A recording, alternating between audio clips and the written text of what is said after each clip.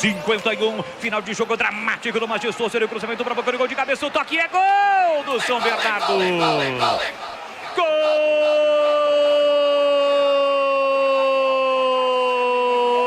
do São Bernardo.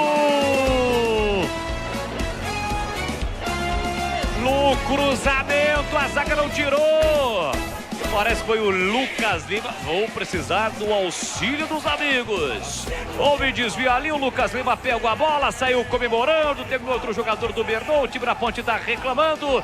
E foi um desvio fatal. Sem chances para o Pedro Rocha. Joga uma ducha de água fria no torcedor da Macaca. 51 minutos e meio.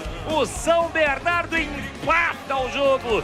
3 para o Bernardo, 3 para a Macaca. Incrível, Vladimir Cantarino. Eu tô do outro lado aqui, também fiquei com a impressão do Lucas Lima. Mas independente de quem marcou, uma ducha de água fria, né? Os torcedores da Ponte Preta comemorando a vitória. O gol está sendo revisto. Está sendo revisto, mas pelo menos momentaneamente o gol de empate do São Bernardo.